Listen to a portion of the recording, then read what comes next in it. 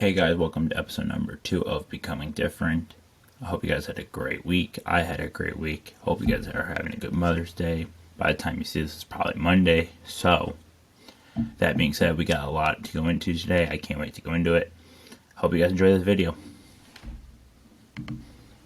The first step to becoming a bodybuilder is you have to have it in you to know that you're going to be doing this for however long you plan to do it. It's all comes down to really two variables: consistency and discipline. If you're not consistent and you're not disciplined, you're never going to be nothing in bodybuilding. You have to be disciplined enough to go train between 4 to 6 times a week, depending on what your coach or anyone tells you to do. You have to be able to eat your meals, your macros, your protein, your carbs, your fat intake, your calories. It depends on what your system of tracking your food is, but that's one important factor. You also have to your dieting, your training, nutrition, all of it goes into being a bodybuilder. And if you mess up any of those variables, you'll be unsuccessful. The thing I like so much about bodybuilding is it's all on you. You're the one that has to eat the meals, train, make all the decisions. Yes, you have a coach to help you and you have a team around you to help you, but you're the one stepping on stage. You will always be the one stepping on stage no matter what. No one's going to step on stage for you. No one's going to do your posing routine for you. No one's going to eat your meals for you, train for you. You have to do all that. That's all on you. And that's the best part about bodybuilding. It is an individual sport. Next topic we are going to be discussing is HIIT versus LISS cardio. Which one should you be doing and how important are they? So HIIT stands for high intensity interval training and LISS stands for low intensity steady state. For me personally, I like to be doing LISS cardio.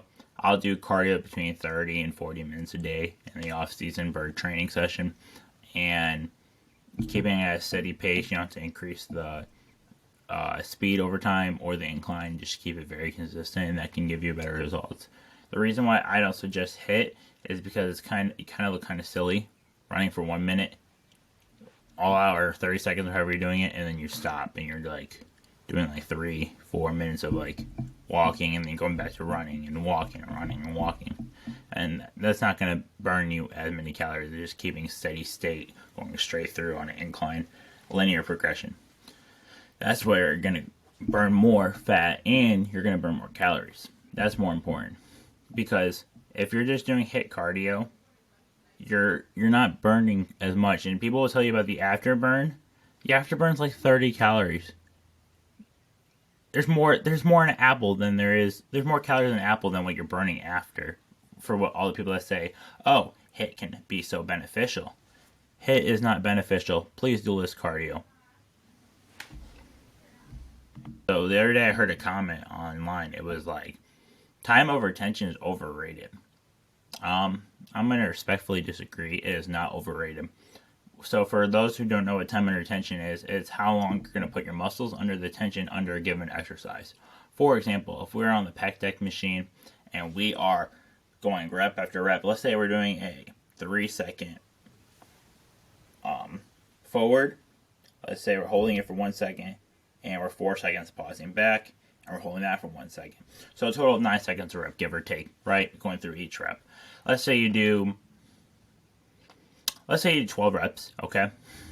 That is over a minute of time on your muscles tensioning, rather than you doing them 12 reps in 30 seconds and feeling like, oh, I just did 12 reps. But you can do 12 reps in a greater span of time to put more tension underneath your muscles. Because the real thing, how you grow your muscles, is you stretch them and you squeeze, stretch and squeeze, and you're going to keep repeating that over and over, and that's how you're going to build your proper amount of muscle. When you build your proper amount of muscle with doing that, it's going to make it, 1, easier, and 2, you're going to feel a better mind-muscle connection with your body parts. For a long time, I did not feel mind-muscle connections because I didn't understand what time under tension was. Once I understood what time under tension was and going slower in each of my movements and not going all out as fast as I can, trying to just get rep A to B like a power lifter, point A to point B like a power lifter, there's just no reason you need when you're doing your working sets. I honestly say anything more than a minute straight on your muscles is great. I've done even up to 2 minutes, even 3 minutes, even when you're doing drop sets and triple drop sets, double drop sets, whatever you're doing, and you keep just constantly putting that tension on your muscles and you're doing it in slow contraction in good form, you're going to feel better. You're going to build better mind muscle connection, and that's what's more important, is building the muscle. It doesn't matter how much weight you're lifting. It does not matter at all. Because at the end of the day, there's always going to be someone bigger than you. There's always going to be someone lifting more weights than you. There's always going to be someone who is just better than you. It's inevitable. Everywhere you go, there's someone in the gym. Maybe there's a day in the gym where you're the biggest guy, or you're lifting the most amount of weights. Just know that it's not forever. There's always going to be someone better. But you got to understand respectfully how humble you have to be, how many levels there are to this. Because I consider myself at like a B tier, because there's all the tiers. So I have D tier, as in you're new to the gym, you just started. C tier, you're average. B tier, you're near like pro level. You're like near pro level, but you're kind of still a beginner in the bodybuilding.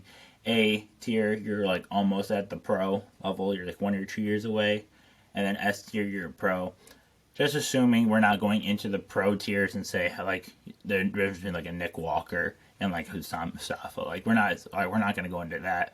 But I'm saying is that there's different tiers and different levels to this, and I feel like I'm at a B tier personally, and that is due to lack of mind muscle connection from years before that I could have put more muscle on and put me in the A tier by now. But we learn from our mistakes. So yesterday we had the Pittsburgh Pro. That was the guest posing for Jim Mannion's show in the IFBB. We had Samson Dauda there. We had Big Ramy there. We had, after last year not showing up, I'm glad he was there. We had Nick Walker. We had Hunter Labrada. We had Sean Clarita. Derek Lunsford. Oh my goodness, I forgot him as well. So we had them 6, and then another person guest posed, but I do not know his name. I'm going to go each individually. So let's start with Sean Clarita because he's the smallest. Typically how Sean Clarita looks, he gets a little big in the offseason. I think he hit like 204 pounds last year in the offseason, which is, for a 5'2" bodybuilder, that's a lot of weight. That's a ton of weight. That's way more than I weigh. And he was in the 180, 170s on stage, like, and he's winning the Mr. Olympia in the 212. It's impressive. Anyways, obviously, he's getting out-muscled. He got out-muscled with the Arnold Classic. That's how he got 5th. But 5th place at Arnold Classic is still unbelievable. Don't discredit Sean Clarita. There's a reason why he's a 2-time champion. Anyways, considering that, he did look good. His conditioning was but it's off-season. You got to think. These guys are not going to be on-stage ready when they get there.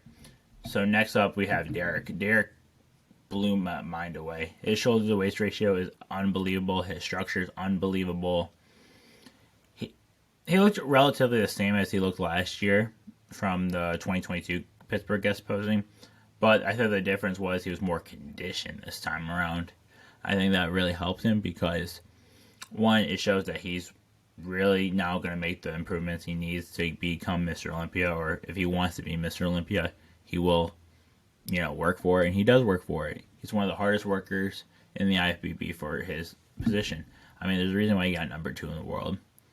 He put on like 20 pounds from the 212 Olympia to the Open Olympia in just muscle, give or take. That was how much he weighed difference from 2021 to 2022 in Olympia. Next up, we have Nick Walker. Nick, this year, he came in a lot more leaner. He didn't come in as 300-pound Nick Walker like he did last year for the Pittsburgh guest posing. He was probably about 280 something, and he looked good. His quad sweeps look a lot better. His lats look a lot better, much better. I think if he can just keep improving what his weak points are, which was his sweeps and his lats, yeah, he is gonna be a Jay Cutler type of Mr. Olympia. There's a possibility he's gonna be Mr. Olympia. But I'm going to sit here and I'm going to put it on the record just in case it does happen. I think he's going to be a one-and-done champion. I love Nick Walker. One of my favorite bodybuilders. One of my favorite physiques. Probably is my favorite bodybuilder. But I think he would be a one-time champion if he was ever a Mr. Olympia. Next up, we have Hunter Labrada. Hunter Labrada, after getting a lot of controversy because of Beef Stew, was more conditioned and all that at the Emerald guest posing. I thought it was really unfair to Hunter because he's still like 12 weeks out till his Tampa and Texas Pro show. And I think they overlooked Hunter in that aspect because they thought Beastie looked better. But Beastie's doing the New York Pro this week coming up. Like, he's already very in shredded in shape. His abs and thighs is unbelievable. Beef stews. Anyways, Hunter, he looked really good. I thought that his muscle bellies looked well. I thought that his midsection was a little. It wasn't as tight as Nick's. That's how I'm going to say it. It wasn't bloated. It wasn't awful, but it could have been a little bit tighter. But considering that, he had a lot of good improvements in his back. His back looked really, really good. One of the best backs on the stage for sure. Next up, we have Big Ramy. It's unfortunate because as much as I would love to see Big Ramy try to reclaim his title and do a J Color 2009, I don't think it's happening. I think the judges are done with his physique. And when the judges are done with your physique as a Mr. Olympia, there's nothing you really do. I think this will be Ramy's last Mr. Olympia. I think it'll be Brandon Curry's last Mr. Olympia. I think it's going to be William Bonac's last Mr. Olympia. Those three have been going at it for years. And they have nothing to hang their head about. You know, Brandon Curry, one-time champion. Big Ramy, a two-time champion. William Bonac, a second-place finisher, third-place finisher. Two-time Arnold Classic winner. You know, they've had their careers. They've had their incredible careers. They're nothing. They have anything left to prove. And so if this is their last Olympia, we should honor them as two former Mr. Olympias and a former Arnold Classic winner. Next up, with Big Ramy, we had to think about his physique. And his quads came back. So they were gone for the Arnold Classic and they came back for the Pittsburgh guest posing. What was that, like 2 months? 2 months it's been, and his quads came back. His arms had a tremendous amount of atrophy. It's sad because there was a time where Ramy was like, oh my god, this is the best bodybuilder ever. If he just comes and shredded, he's Mr. Olympia for life. Like, that's how they thought of him back in 2014, 2015, 2016. And he was giving Phil that edge. He was almost beating Phil in 2016. 2017, he almost beat Phil. And it was very controversial. I think if he would have came into 2019, he would have been a 3-time champion. I think he would have beat Brandon Curry. I think his best days are behind him. The best thing he can do is retire while he's on top. And if fifth place was your worst place at your Mr. Olympia for, I think it's been like 2018, I think guess 6. Anyways, that's unbelievable. 2 first place champions, like winner of the Mr. Olympia, and then you're going in your 5th. It's unfortunate, but you could also leave on a high note. You're 4th of the Arnold Classic. The top 3, Andrew, Samson, and Nick, were unbelievable. Like, there's nothing Big Ramy really could have done to surpass Andrew Jack. Andrew Jack just had a better structure, and he had the mass, and he had the condition to back it up. But another thing about Big Ramy is his back didn't look much better. Hopefully, come the Olympic time, he improves and becomes the best.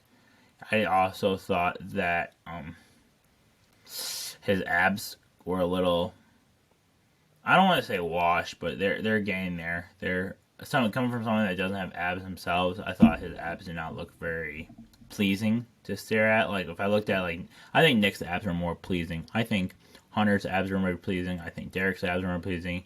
Sean Claria's abs are more pleasing. Everybody on the stage had more pleasing abs than Ramy. But I think Ramy also looked a little out muscled by Samson.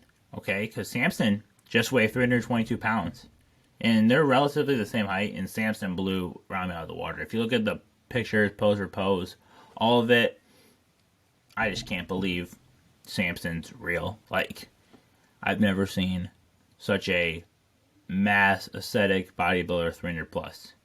Never. Like, this is unbelievable the way Samson looked. If anybody's going to take out Hadi Chupin for the Mr. Olympia right now, who would I bet on? It would be Samson. I know everyone's saying, oh, Derek, oh, Nick. Samson's bigger than both of them. Samson has the structure. Samson has the genetics. Samson has the work ethic. Samson has everything he needs to be Mr. Olympia. He is maybe some shoulders, some back, and some biceps away from Mr. Olympia. His leg separation is great. His abs are great. His overall muscularity is great. His silhouette's great. His chest is great. His side chest is really good. His side triceps is really good. His front double biceps is incredible. His front relax is insane. His front lat spread is really good. He has a lot of good poses. Weaker poses like the back double bicep are what's going to stop him from being a champion in back lat spread. Once he gets those two poses improved, I think he is undoubtedly going to be a Mr. Olympia. I really do. I think Derek is what's going to go to my next topic is what's going to go with Derek and other bodybuilders that will probably be chasing that Mr. Olympia but never get it. As I mentioned before about these bodybuilders, your height is everything in bodybuilding because that just determines how much genetics you can put on, how much muscle, etc. So, for example, you think I was talking about Derek Lunsford and Samson Dauda and why I think Samson's going to beat Derek this year at the Olympia is because Samson is over 6 foot tall, 6 foot maybe, 6'1", something like that. And Hunter is like 5'5". Hunter. Derek is like 5'5", 5'4". And as much as Derek's structure is amazing, Samson's is just as good at a higher height. I think that's why he edged Nick Walker at the Arnold Classic was because of his structure. Because Nick had muscularity, Nick had condition, Nick had separation, Nick had 5 of the 8 poses were his. The only poses that were not Nick's were ab and thigh, front lat spread, front double bicep. Were the only 3 poses. But what happens is Samson flows nicer, Samson has better structure, and so your height kind of matters because you're going to get out muscled by these taller guys that have the muscle and the structure and the frame to fill it. Like if we look at Quinn Beastwood, we look at Andrew Jack, we look at Michael Crizzo. These are 3 very tall bodybuilders with a ton of muscles. What's going to happen is they're going to jump over these ranks of these smaller guys. That's why kind of 212 gets overlooked. Because if you look at these bodybuilders in 212, they're like 5'5" and shorter. And even looking at Sean Clarita, he was definitely getting dwarfed at the Arnold Classic by Big Ramy. Obviously, it's a 5'2" versus 6 foot comparison. But you can see the point. If you look at people like Chris Bumstead even. Chris Bumstead defied his classic physique because of his height. Everyone started as a classic physique, changing the guard. It was Breon Ansley. It's a shorter 5'8", 5'9", 5'7" guy that was winning. And then it went to the 6'1" Chris Bumstead that's winning. And now the standard for classic is they like the taller guys. They're not a fan of the shorter guys unless they bring in unbelievable package. I think that's what matters the most when it comes to being a bodybuilder is the package you bring with your height. Sean Clarita brings in an amazing package every year at 5'2", and that's why he wins in Mr. Olympia in the 212, because no one can touch him. But it also can be what your downfall is just your height, too. Like, for example, Sean Clarita can never do anything in the Mr. Olympia Open because he wouldn't even place top 10, respectfully. I know he beat William Bonac, and you're like, oh, he could be 9th. Rafael Brando would beat him. Ian Valliere would beat him. Michael Crizzo would beat him.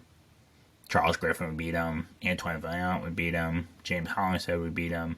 Like, I can keep going. I'm not trying to be disrespectful to Sean Clarita. It's just your height matters in everything in bodybuilding. At 5 foot, 8.5, 5'9" that I am, I look at myself and I'm like, okay, I can be like 240. I can be like 250. And that's probably where I'm pushing it. I probably can't be much bigger than that. You have to have the genetics for it to be able to push these heavy weights like 280, 290, 300 pounds. And you also need the frame to carry it.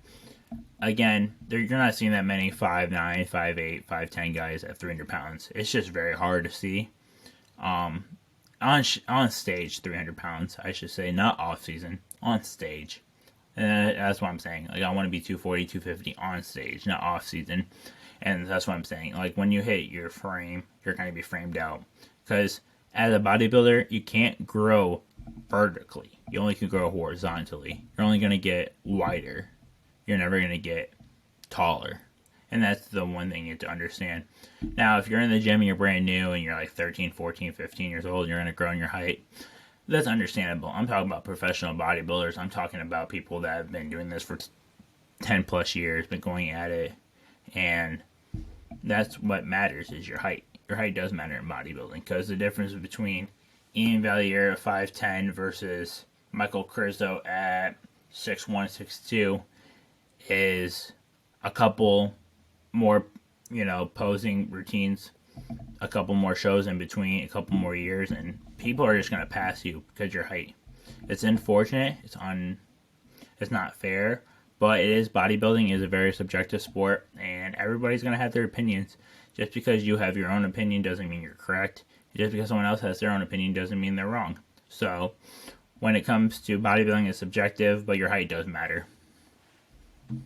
A common question I also get asked is, what is macros? Because I always be telling people, oh, you gotta track. I was tracking my macros because during prep, that's how I ate my food is with macros. I think the highest I started at prep was 350 grams of carbs at like 17 weeks out, and by like 2 weeks out, I was under 200 grams of carbs a day. It just depends. Okay, so macros is the amount of fat, protein, and carbs that you intake in your body each day. MyFitnessPal is a great way to track this. There's other tracking apps you can do as well. But the main focus in prep is to have the least amount of carbs with the most amount of protein with the littlest amount of fat as well while you're cutting weight. But you need refeed days where you do need to have more carbs. So it just depends how your body responds. Everyone's body is different. So the biggest thing I can tell you about macros is you do want your protein to be higher than your carbs. You don't want your carbs to be absurd. You don't need 500 grams of carbs a day, 600 grams of carbs a day. Now, if you had a 500, 600 gram one day refeed, I can understand that if needed. But you got to realize if you want to get shredded, you want to get lean, you have to cut the carbs out, and it has to be mostly protein. So people that don't know some good sources of protein that I would use, egg whites are really good. Chicken's great. Protein shakes will have carbs in them, but if you really want to do it with water and save it out, you can. I mean, it's kind of gross, but you can. I usually did like this milk I had on prep that was a little bit healthier. I don't remember what it was, but I'll get it again for prep anyway. So, continuing. So, the amount of macros you eat needs to be tracked daily, and when you track them daily over time, that's how you're going to see the results with your eyes, of your body, and your composition, how you're looking, and your physique. So, the one thing people I want to say know me for is they always say I have big legs. And they always ask me, how did I build these big legs? And a lot of it had to do with genetics. A lot of it had to do with I was a soccer player. But I think it was just getting underneath that squat bar. I think squatting is the most important way you're going to build your legs. I know I don't personally squat a ton as much as I used to, but different squatting movements can help, not just barbell squats. So some of the best exercises I would recommend if I was to do a leg day right now, I'd probably start with like a warm-up. I'd really warm up because legs are such a taxing body part, not only on your body, but on your nervous system. So you have to understand is how much is too much in a given set and weight, and how much is too light, and where you need to find that little balance. So I will usually start with like a hamstring curl, something with that, either lying hamstring curls or hamstring curls seated. Do probably between 2 to 3 working sets, and then probably a total of 5 sets, including warm-ups. And really trying to feel that contraction in my muscles, because in my opinion, I think it's harder to train quads and hamstrings, because I think hamstrings are not as taxing as the quads are. I think the quads are so taxing if you're just doing rep after rep after rep. So let's say I get through 3 sets of working sets of hamstring curls, and I'm really feeling in my hamstrings going well. I'm going to go to the leg press, but what I'm going to do with these leg presses is I'm going to worry about my feet position, because your feet position on these exercises is everything. It's where you're going to feel it. So if you want more of a quad focus, you want to put your feet lower and then more in. That's going to help you with your quads, and it's going to make you feel more in your quads. And then if you want to feel more in your hamstrings, go move your feet higher up on the pad, basically. When you do this, though, you should try to go deeper than, a little eater. Like, you got to go much deeper because that's the way you're going to feel it, and that's the way you're going to build your legs. Because the thing is that no one wants to train the legs because it hurts. Well, it's the only way you're going to grow. If you're going to have to go through pain, because, pain's on one side, but what's the other side is triumph. And so, if you put that work in now, it's going to show later. And that's what matters. So, you do your working sets of leg presses. You don't have to load up all the plates on there. Even though you can do it, even though you can get the 10 reps or however many reps. Probably in leg press, I think that's a movement where you should aim for like 20, 30 reps, because I think it's a movement where you can go all day at it. And let's say we just loaded like 6 plates, and let's say I did like 20 reps at 6 plates. Okay? That 20 reps at 6 plates could then go to like a drop set. You can do drop sets. Let's say you go down to 5 plates, 4 plates, 3 plates, 2 plates. You don't have to go down to 1 plate. I usually don't for drop sets. But I'm saying it's 5, 4, 3, 2. And you keep doing drop sets like that. And you're like, okay, so I smoked my quads, I smoked my hamstrings. What's next? I would probably hit like the abductors and adductors. I always consistently do that every workout just to make it feel better. Because I have a pelvic tilt, so my hips are a little uneven. But it does make it feel better when I do train adductors and abductors. So after that, I would probably go into walking lunges. I think walking lunges was something I neglected for a very long time.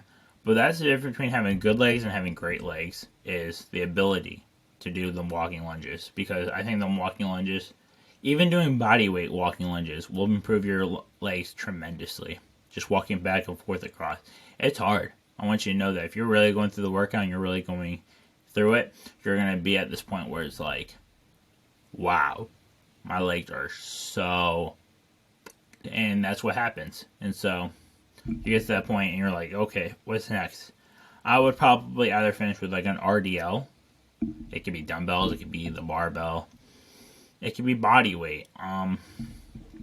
Whatever you choose. I think that's a good finisher. That could be a 12 to 15 type of rep range. Do like 3 working sets, 2 working sets, however you feel. And if you really need more, go do leg extensions. But I'm personally not a big fan of leg extensions because, it really does tax your body. And I think there's other exercises like the walking lunges, which is a better option than leg extensions. And for all those who are asking, I don't train calves. I don't need to train calves. My calves are pretty good. They've always been good. I've had really good calf genetics since I've started working out. I've had good calf genetics my whole life. So I don't really train calves. But they look good year round. They look conditioned year round. They're vascular year round. So that's what I don't really train calves. But if you really need to train calves, do some calf raises. There's not much more to explain than that till leg day. You just gotta train your quads, train your hamstrings. Even if you gotta separate them to make it a quad day and a hamstring day, do it. It's gonna feel better to just hit your legs twice a week in 2 separate parts, or you can just do it once and all of it. People tell you gotta hit legs twice a week with full body legs. You don't have to hit it twice a week unless your legs are small. If your legs are small, go hit them twice a week. My legs are currently not at the point of small. They're actually too big. They're still too big for my upper body. It doesn't look as unproportionate as it used to, but as I mentioned before in my last video, I train legs like twice a month. I don't train legs that very often. I don't need to. I am having very good legs. If anything, they just need to be more proportionate, more even. Not any bigger at the moment, which is very good. Hey guys, I got a supplement here from Old School Labs. It is called Vintage Brawn. This is banana milkshake flavored. I have tried all their flavors. I've tried vanilla, I've tried tiramisu, I've tried rich chocolate, I have tried pumpkin spice. I have tried them all. They are fantastic. And I don't know why no one talks about it, but the macros on this is unbelievable. So we got half a gram of fat per scoop. So for 2 scoops, you get 200 calories, 1 gram of fat, 30 milligrams of cholesterol. You get 2 total grams of carbohydrates, 48 grams of protein. Like, that's unbelievable. 48 grams of protein too carbs, too fat, and you're making yourself a banana milkshake type of post workout, like, this is a great protein shake. I love it. You can make pancakes with them. You can make waffles with this. Banana milkshake waffles, banana milkshake protein. It's fantastic. I love Old School Labs. Definitely enjoy their products. I've always enjoyed their products. Use code JSINGER, JSINGER. J and the S is capitalized. Thank you guys for the support. Use Old School Labs code, and we'll go back to the video. So I got Q&A questions, and here's some that are actually going to be answered. So the first question I got was, how big is too big for bodybuilding? I guess that answer is when you start looking unproportioned head to toe. When you start becoming unproportioned and you're too big, like Big Ramy was for some years, was legs were too big for his upper body. I guess that's what you mean when you're too big. If you can streamline, like as he said, when he was like 290, winning the Mr. Olympia, near 300 when he was winning, that was better than when he was 320, 330, 310, and in the 2010s when he wasn't winning the Mr. Olympia. It just comes down to how you look at whatever weight you're at, and that's determined if you're too big or not. I know it sounds weird that you can be too big for bodybuilding, but it's a very rare case. The second question I got is, what would be my gym nickname? I always call myself the modern day Superman, so I guess that's really how I see myself, and that'll be my nickname. I don't have a bodybuilding nickname yet. If someone wants to give me one, go ahead. Next question, tips for better posture. I am not the posture type of person that has like good posture myself, but a tip I always use is try to crack your back. That's really what helps me with my posture, is cracking my back. My next question I got is, when did I start my bodybuilding journey? I guess I started my bodybuilding journey in February 2022. I guess that's when I started taking it to like serious, and I was like, okay, I'm 8 months away from a show. I got like 70 pounds to lose. Let's do it. And that's kind of how I started being a bodybuilder. And then when I hit my first like 40 pounds down and I still like 30 to go, I was like, okay, we've been this weight before because I've been 190 plenty of time in my life. I was like, okay, now we got to get to like 165. I ended up getting to 160. It was better. It was good. That's exactly how you do it. You just have to start bodybuilding one day and you're like, okay, it's going to start today and it's not going to stop. The next question I got is, why did I start working out? I started working out because I was overweight my whole life. If you looked at pictures of me when I was like 13, 14, 12, 11, 10, 9, 8, all them ages, I was always the big kid in school. I was always fat. I was always heavy. And I didn't want to be that no more. And even though I was a soccer player, I still was the heaviest soccer player on the team. So was one of the slowest runners on the team. Even though I wasn't slow compared to the average person, I was slow compared to soccer because of my weight. I never prioritized when I was a soccer player to keep my weight low. I was always between 185 and 210 as a soccer player. I think my senior season I was like 195. Just to put it in perspective, I'm 180 now. So I've been relatively the same weight up and down relatively the last 4 years, 5 years. And so my goal was just not to be fat no more, and I think I've achieved that. I don't feel fat day to day in and day out. I feel like a good composition, good physique, everything I need to do is done, and that's good. So we have that. This question is, what is my favorite body part to train? It's really hard because I like training almost everything. With the exception of back. I'm not a big back fan just because of the job I work personally. But if I had to pick a favorite day to train, it'd probably start being chest. I know it's not like a gym bro, but like within recent times, chest has become my favorite. The chest only became my favorite maybe about a month ago, 2 months ago. Prior to that, it was arms, but I'm kind of sick and tired of arms. Even though I had to still train them, I'm sick and tired of doing them. And it was legs for years and years and years, but again, I haven't trained my legs as much as I used to. And so chest has become my favorite body part to train. Question I got is, how much cardio should I be doing in a day? It just depends what your goal is. It depends on what you feel you need to do, what someone else, like if you have a coach, what they assess you need to do, how hard you have to do, what you have to do, etc. Because you can either be on stairs, you can do elliptical, you could do incline treadmill, you could do regular treadmill, you could do recumbent bike, you can do Jacob's ladder. There's a lot of different options you can do for cardio. Not like I do 4 of them, I do not do, but there's only really 2 that I do. I do stairs or I do incline treadmill. And so it just depends on how long you need to do it. I say 20 minutes, 30 minutes is a good amount to do in a given day if you're a lifestyle type of person. Obviously, if you're trying to be a bodybuilder and you're trying to cut weight, probably you're going to have to increase that weight over time.